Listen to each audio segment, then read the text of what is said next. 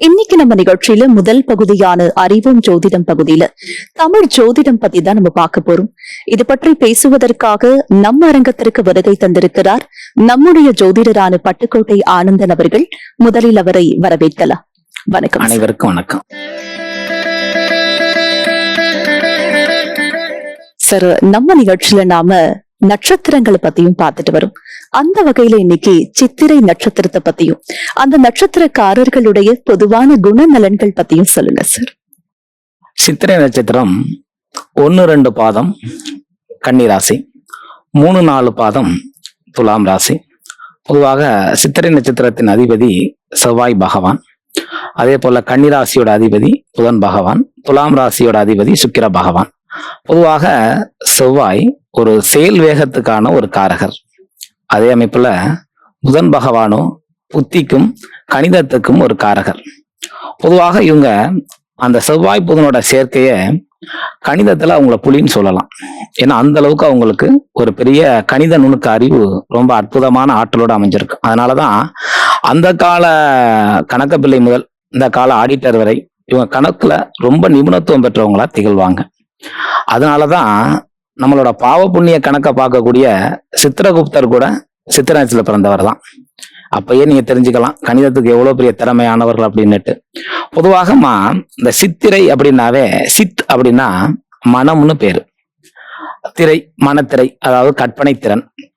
பொதுவாக மனத்திரையில நாம் பல விதமான விஷயங்களை ஓட்டியதோட காரண பலன் தான் இன்னைக்கு பெரிய பெரிய கண்டுபிடிப்பு, மிகப்பெரிய விஞ்ஞானிகள்லாம் உருவானாங்க.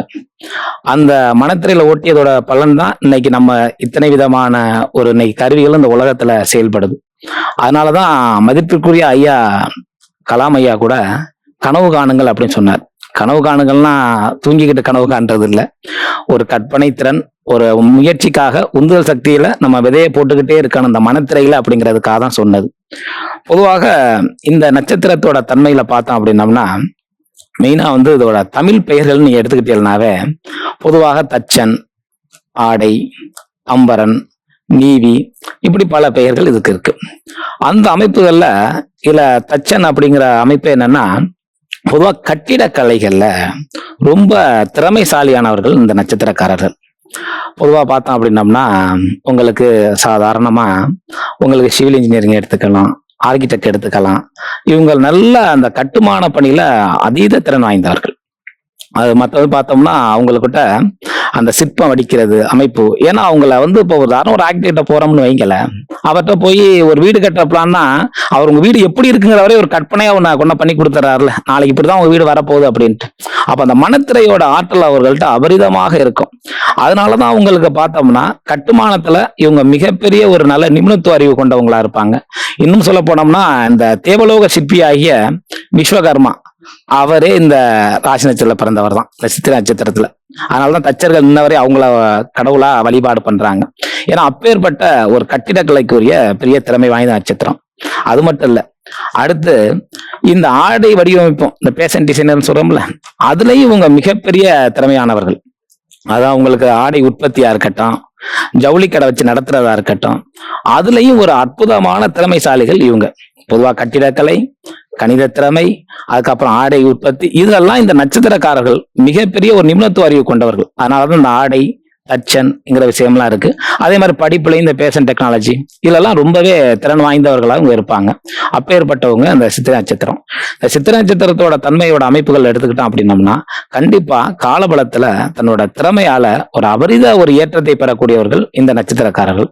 இந்த நட்சத்திரத்தை பத்தி கூட பாத்தீங்கன்னா ஒரு தவறான புரிதல் மக்கள்கிட்ட இருக்கு. அதாவது என்னன்னா சித்திரை அப்பன் தெருவிலே அப்படிம்பாங்க. அப்படின்னா சித்திரை நட்சத்திரத்துல பிறந்தவங்க அப்பா என்ன திருவிழா நிப்பாருன்னு அர்த்தமா?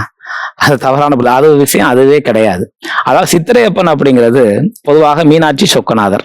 சொக்கநாதருக்கு பேர் என்ன அப்படின்னா சித்திரையில எல்லாம் நடக்கனால அவர் பேரு சித்திரையப்பன் பேர்.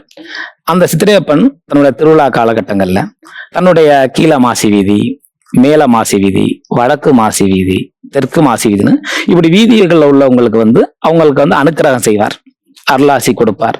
அதனால அப்ப சொல்றதுதான் சித்திரையப்பன் வீதியில தெருவுல நமக்கு அனுக்கிராசைனால சித்திரையப்பன் தெருவிலே அப்படின்னு சொன்னாங்க. ஆனா உண்மையாகவே இந்த சித்திரை நட்சத்திரம் அப்படிங்கிறதோட தன்மை என்னன்னா அதுக்கு உண்டான அந்த சின்னத்தை என்ன கொடுத்துருப்பாங்க தெரியுங்களா?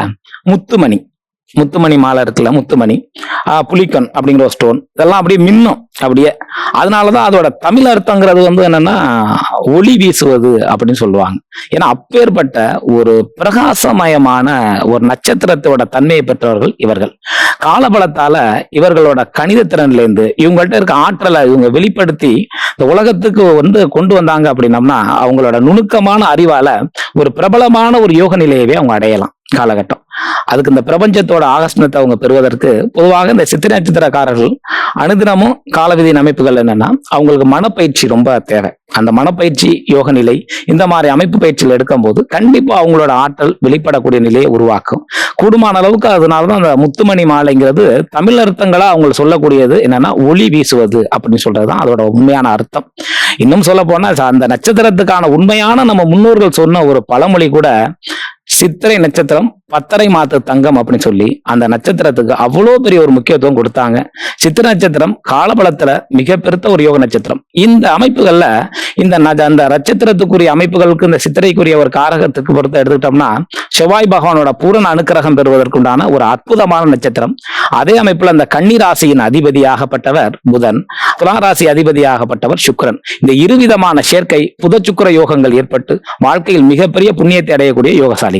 சார், சித்திரை நட்சத்திரம் பத்தியும் அந்த நட்சத்திரக்காரர்களுடைய பொதுவான குணநலன்கள் பத்தியும் ரொம்ப அழகாகவும் விரிவாகவும் நேயர்களுக்கு புரிய வச்சிருக்கீங்கன்னே சொல்லலாம் சார். தொடர்ந்து நாம தமிழ் ஜோதிடம் பத்தி அடுத்தடுத்த நிகழ்ச்சிகளை தொடர்ந்து பேசலாம். நன்றி சார். நன்றி.